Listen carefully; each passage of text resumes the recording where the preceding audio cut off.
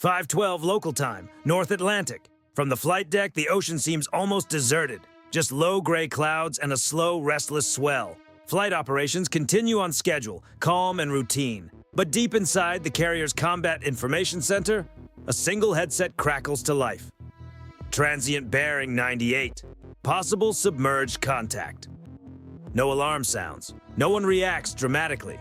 Still, the atmosphere changes instantly.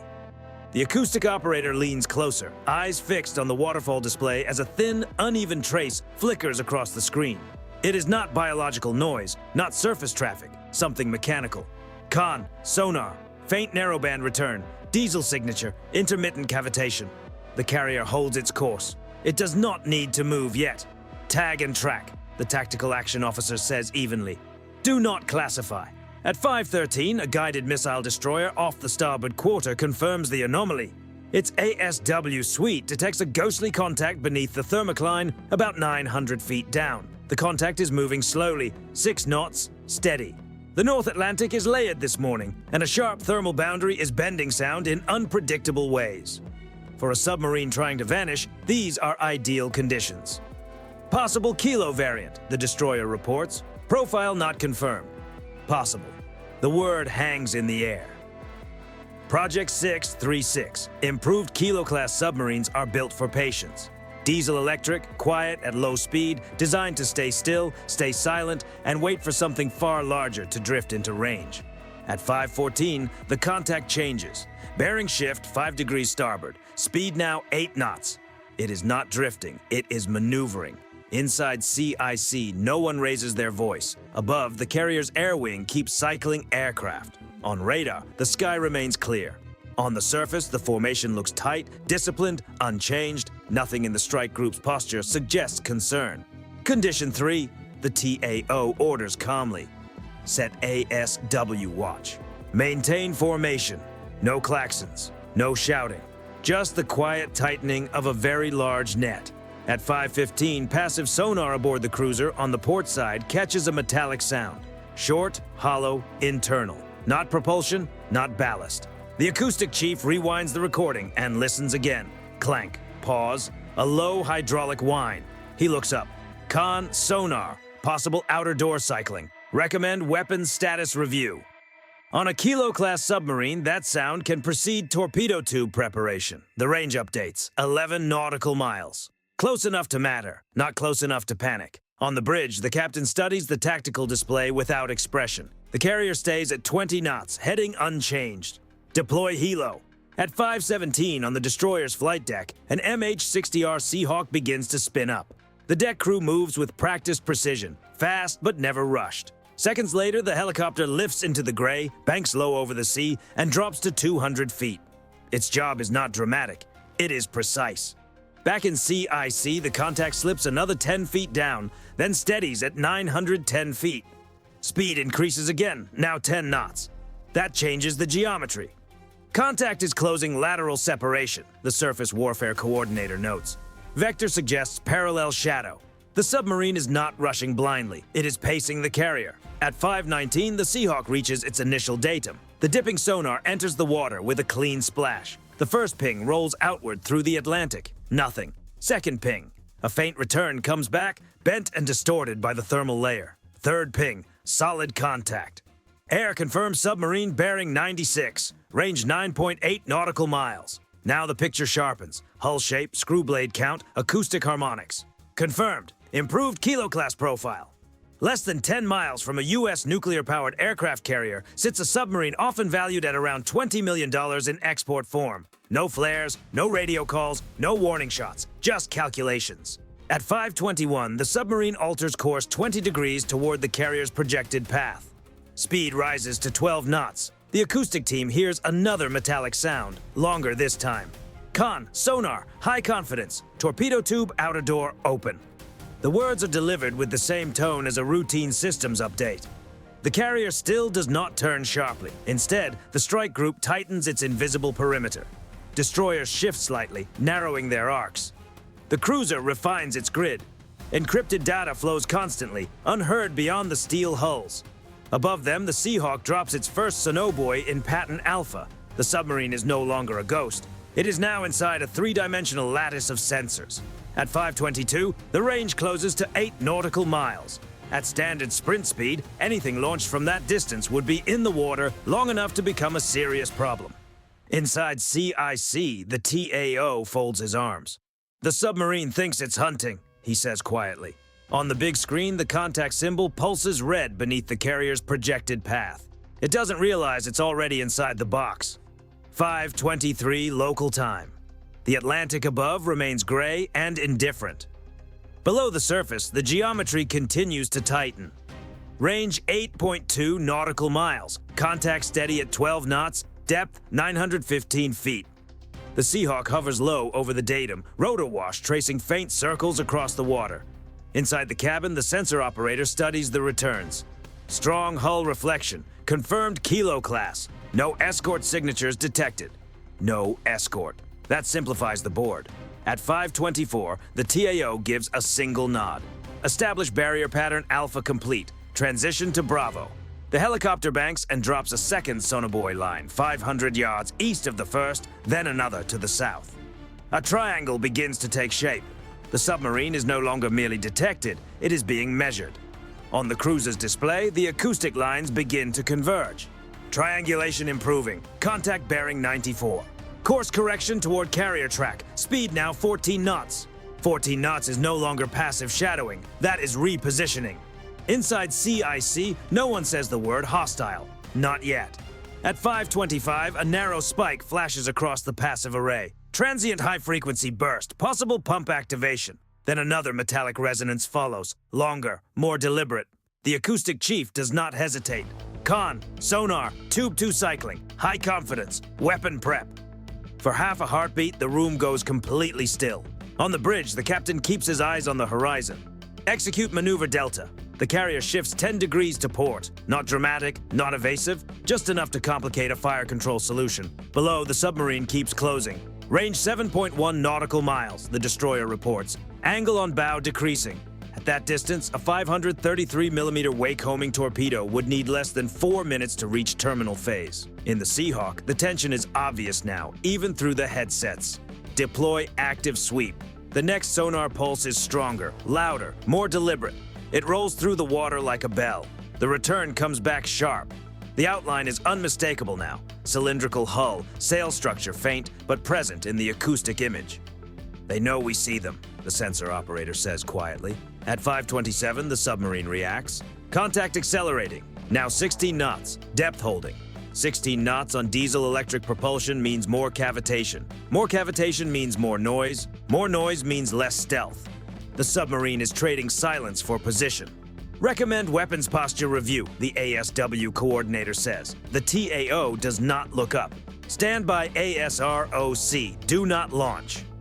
On the destroyer, the vertical launch system waits. Inside one of those cells is a RUM-139 anti-submarine rocket capable of delivering a lightweight torpedo directly over a submerged contact in seconds. But no one fires first without certainty. 5:28. Another spike appears. This one is different. Con, sonar, high-speed mechanical transient. Possible inner door open. The acoustic chief rewinds the buffer. There it is again. The unmistakable hydraulic whine of a torpedo being equalized for launch. Range now 6.4 nautical miles. Inside CIC, breathing stays measured. Time to firing solution, the captain asks over the circuit. Under 90 seconds if they're hot. The carrier keeps moving forward, engine steady at 20 knots. Flight deck operations have stopped. Aircraft are secured. Above deck, everything still looks calm. Below deck, every system is fully alive. At 5:29, the Seahawk shifts position. Recommend immediate sonobuoy drop ahead of contact. Boxing maneuver approved. A buoy splashes down directly along the submarine's projected path. Seconds later, its receiver lights up. Contact bearing steady, the operator confirms. Submarine committed on intercept vector. Committed. That word lands hard. The submarine is no longer pacing the formation. It is angling across the carrier's bow, a classic ambush geometry. Close range, forward arc, minimal reaction time. At 5:30, the destroyer's fire control team completes its solution. ASROC solution ready. Hold, the TAO says. Then everything changes. A sharp acoustic crack cuts through the passive feed, followed by a rush of broadband noise. Con, sonar, high-speed screw rotation detected, possible weapon launch. The screen blooms with a new contact. Small, fast, accelerating. Range 6 nautical miles, speed 40+ knots, bearing stable. 40+ knots, that is torpedo speed. Inside CIC, no one shouts. The TAO gives a single order. Deploy Nixie, execute countermeasure protocol. A towed decoy drops into the Atlantic behind the carrier, transmitting a false acoustic signature designed to pull wake-homing torpedoes away from the ship's true track. ASROC, fire, the captain says. At 5:31, a VLS cell erupts in flame. The anti-submarine rocket clears the deck and arcs into the gray sky, racing toward the designated splash point. Below the surface, a fast-moving object is already closing the distance. 3 minutes to impact. Inside CIC, every set of eyes follows two tracks that are rapidly converging, one dropping from above, the other racing through the dark water below. If the submarine launches again, the margin for reaction becomes even smaller. Overhead, the Seahawk circles tightly. Contact still accelerating, the aircrew reports. Submarine speed now 18 knots. 18 knots. The Hunter has abandoned stealth, and the ocean is about to respond. 5:31:40 local time. The ASROC is already descending toward the Atlantic. Its rocket motor burns out cleanly, and mid-arc the payload separates. A compact lightweight torpedo drifting under parachute toward coordinates, calculated less than 10 seconds earlier. Below the surface, the incoming contact keeps closing. Range 5.2 nautical miles, sonar reports. Weapon speed 45 knots. 45 knots translates to roughly 75 feet per second. Time to intercept under 3 minutes. The carrier does not accelerate. Instead, it shifts another 5 degrees to port. Small, controlled, just enough to stretch the torpedo's targeting geometry. Deploy second Nixie, the TAO orders. Another acoustic decoy splashes into the Atlantic, broadcasting a louder and more attractive signal than the carrier's propellers. A false giant, a false heartbeat. 5:32. The ASROC torpedo hits the water. Splash. For half a second, nothing. Then, water entry confirmed, the destroyer reports. Torpedo running. Inside CIC, 2 underwater tracks glow on the tactical display. One inbound, one hunting. Seahawk, maintain top cover, the ASW coordinator says. The helicopter banks sharply, its crew tracking both wakes through sonobuoy data and fresh dipping sonar updates. Primary submarine contact still 18 knots, the sensor operator reports. Our cavitation increasing. At that speed on diesel-electric power, silence disappears. The submarine is no longer hiding, it is pushing hard. 5:32:30. Con, sonar, torpedo adjusting bearing. Wake-homing systems do not charge blindly. They search for turbulence for the distinctive acoustic footprint of large propellers. The decoys begin transmitting more aggressively. Countermeasure signal strong, the EW technician confirms. The inbound weapon wobbles slightly off its original line, then corrects. Still closing. Range 4.1 nautical miles, sonar reports. 2 minutes. Meanwhile, the ASROC torpedo accelerates. Hunter weapon speed 30 knots, the destroyer reports. Descending to contact depth. 5:33. A sudden burst of broadband noise erupts across the passive array. Con, sonar, submarine changing depth. Rapid descent. The Kilo dives another 40 feet, trying to slip beneath the expected search layer. Too late. Hunter weapon acquiring, the ASW coordinator says quietly. On the screen, the outbound torpedo tightens its search pattern. Its seeker is now active, scanning for the loudest metal object in the water. Then the inbound torpedo makes its decision. Contact shifting, sonar calls out. Inbound weapon bearing drift, 3 degrees starboard. 3 degrees, then 6. It's taking the bait. The Nixie decoy's artificial signal overwhelms the carrier's real wake. Range 3 nautical miles, sonar reports. Weapon no longer aligned with carrier. No one celebrates yet. 5:33:40. The incoming torpedo commits fully to the decoy. Its track veers sharply away from the carrier's hull. Impact on decoy expected in 20 seconds. On the surface, nothing changes. The carrier continues forward at steady speed. Sailors on deck feel none of the tension unfolding beneath them. Underwater, a sudden flash. Explosion recorded, sonar reports. Decoy destroyed. No shockwave reaches the carrier's hull. The ship remains untouched, but the fight below is not finished. The outbound ASROC torpedo is still running. Range to submarine 1.8 nautical miles, the destroyer announces. The Kilo attempts one last maneuver. Submarine speed now 20 knots, sonar reports. High cavitation, propulsion stressed. 20 knots for a Kilo-class submarine underwater is extremely loud. Every passive sensor within miles can hear it clearly. Hunter weapon entering terminal phase, the ASW coordinator confirms. 5:34:15. A second underwater detonation rolls through the Atlantic. Deeper, heavier. Inside CIC, silence lasts 3 full seconds. Acoustic operators rewind the feed. Con, sonar, strong explosion at submarine depth, secondary metallic reverberation, propulsion noise degraded. On the tactical display, the red submarine symbol flickers. Its speed drops from 20 knots to 8, then 4. Contact losing propulsion integrity, sonar reports. Irregular shaft rotation detected. The torpedo did not miss. The hull may still be intact, but the submarine's stealth is gone. 5:35. The Kilo is no longer pacing the carrier. It is limping. Submarine speed 3 knots, sonar repeats. Depth unstable. Ballast cycling. The Seahawk crew watches the wake signature through their sensors. They're hurt, the pilot says quietly. Inside CIC, the captain clasps his hands behind his back. Maintain pressure, he orders. Do not lose contact. No one celebrates. No one escalates. A damaged submarine is still a submarine. And at this range, it remains dangerous. 5:35:40 local time. Above the surface, the Atlantic looks calm. Below it, everything has changed. Submarine speed 3 knots. Depth 960 feet. Ballast cycling irregular. Irregular means damaged. It also means unpredictable. Inside the Combat Information Center, no one assumes the encounter is over. A Kilo-class submarine carries more than one torpedo. Maintain track, expand barrier, the TAO orders. The Seahawk shifts east, dropping another sonobuoy to seal the last gap in the acoustic net. Within seconds, the buoy begins feeding fresh data into the strike group's network. The submarine icon flickers again. Contact attempting depth change, sonar reports. Descending past 1,000 feet. The captain studies the display. They're trying to hide in the bottom layer. At that depth, thermal distortion increases and sound reflections scatter. A submarine commander might gamble that damage, and darkness could create an escape. But the Kilo is no longer quiet. Cavitation still high, the acoustic chief says. Prop shaft misaligned. Every turn of that damaged shaft sends a clear signal through the water. 5:37. Range to carrier increasing, the destroyer reports. Submarine no longer on intercept vector. The geometry confirms it. Instead of angling toward the carrier's bow, the submarine is turning away, slowly, unevenly, trying to gain distance. Course shift 20 degrees starboard, sonar continues. Speed holding 3 knots. The strike group adjusts with it. The cruiser tightens its arc. The destroyer edges closer, keeping a safe but dominant distance.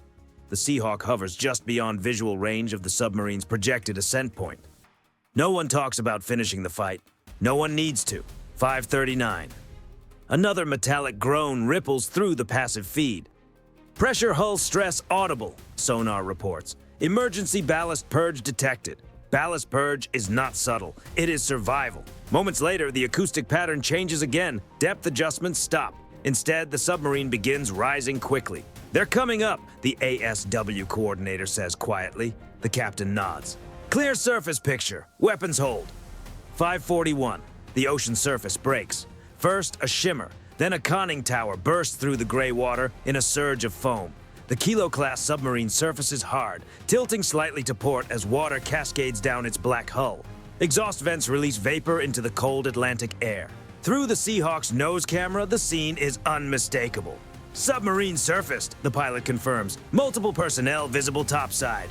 Magnified images show sailors emerging from the sail hatch. Orange life vests bright against the dark steel. One grips a railing with both hands. No weapons are manned. No deck gun exposed. Just exhausted sailors and a damaged submarine in open water. Inside CIC, the tactical display updates. Contact speed 0. Surface state confirmed. The destroyer moves slightly closer but keeps a respectful distance. Its 5-inch gun rotates. Not targeting, not firing, simply ready. The cruiser maintains passive fire control lock. The carrier never slows. 5:43. The Seahawk descends to 300 feet, orbiting wide overhead. The Seahawk continues circling above, its cameras capturing every detail. The aft section of the submarine shows clear signs of damage. A faint discoloration spreads near the propulsion area, the point where the torpedo detonated. Propulsion section appears compromised, the sensor operator reports. Forward sections of the hull appear intact, no obvious breach. But the Kilo sits low in the water, floating heavy and wounded. Alive, but clearly beaten. For a brief moment, a signal light flashes from the submarine's sail. From this distance, the message cannot be read. No distress flare follows, no radio call, just the quiet fact of its presence. On the carrier, the captain listens to the report without showing emotion. Maintain overwatch. Do not close inside 2 nautical miles. There will be no boarding, no seizure. These are international waters. The goal was never destruction. The goal was denial. 5:45.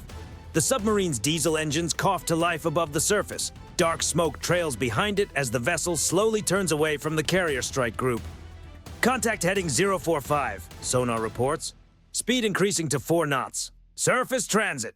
The geometry shifts once more, this time in the opposite direction. The distance begins to grow. The Seahawk completes one final orbit while the destroyer slides back into its protective screen position. Inside CIC, the red threat icon fades. Amber, then white.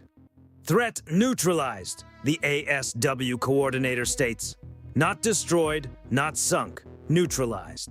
At 5:47, the captain gives one final instruction. Log event, resume standard formation. The carrier continues its steady path across the North Atlantic as if nothing unusual occurred. Behind it, a $20 million submarine limps away on the surface. Its stealth gone, its ambush broken, its message answered without a single strike against the carrier itself. There is no celebration, only disciplined silence. Because in modern naval operations, the most decisive outcome is often the one that ends without another shot.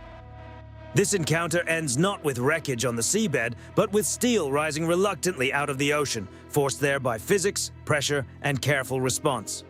5:48 local time. The Atlantic returns to routine.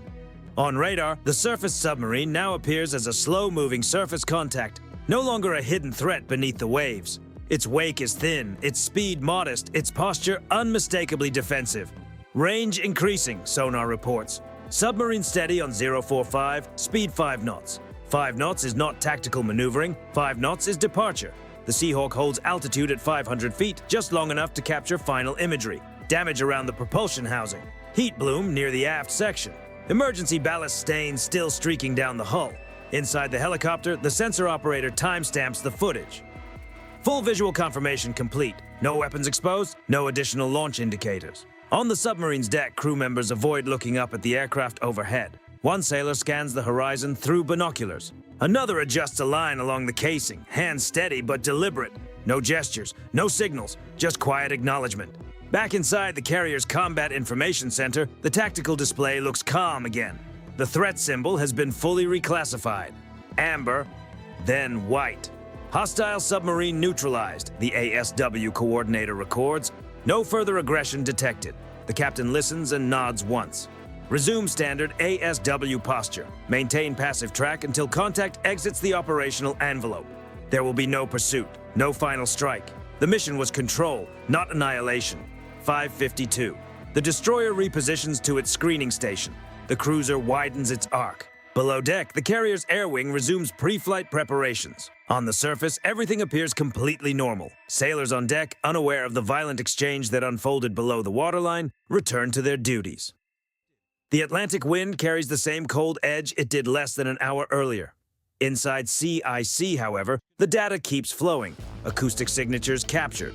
Propulsion irregularities logged. Launch profile recorded down to the millisecond. The submarine believed it was approaching undetected. Instead, it delivered its acoustic fingerprint directly into the strike group's library. 5:55. Contact now 12 nautical miles and opening, sonar reports. At this distance, the Kilo-class submarine is no longer inside effective ambush geometry. Surfacing removed its greatest advantage, stealth. The captain steps away from the tactical display and glances briefly at the bulkhead clock.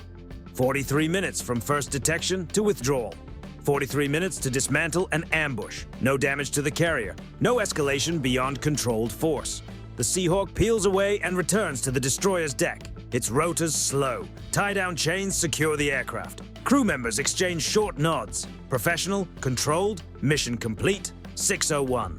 The submarine continues east-northeast, still traveling on the surface. Smoke from its diesel engines thins as speed stabilizes. Contact exiting sensor dominance in approximately 7 minutes, sonar reports. The carrier never changed speed beyond small course adjustments. Its reactors hum steadily. Its silhouette remains fixed against the gray horizon. A $20 million submarine attempted to challenge a nuclear-powered aircraft carrier. It leaves exposed, not destroyed. Exposed. 6:04. Contact range 18 nautical miles, sonar says. Acoustic strength diminishing. The ASW coordinator leans back slightly. Passive track only. There is no need for further pressure. The message has already been delivered. Inside the ship's log, a new entry appears. 5:12. Submerged contact detected. 5:31. Incoming torpedo engaged and defeated. 5:34. ASROC strike degraded hostile propulsion. 5:41. Submarine surfaced. 5:47. Hostile contact withdrew. No adjectives, no commentary, just facts. Above the waterline, the ocean absorbs the tension as quickly as it created it. The submarine becomes a smaller and smaller shape against the steel-colored sea. 6:08. Contact lost beyond acoustic reliability, sonar finally reports. The icon disappears from the screen. White space replaces it. The captain folds his hands behind his back. Stand down to condition 3. No applause follows, only the steady rhythm of a carrier strike group continuing forward.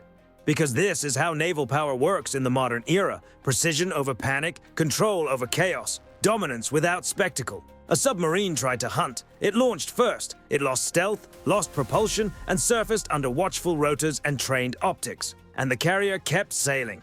Out here, victory is not measured by wreckage on the ocean floor. It is measured by who stays on course and who is forced into the light.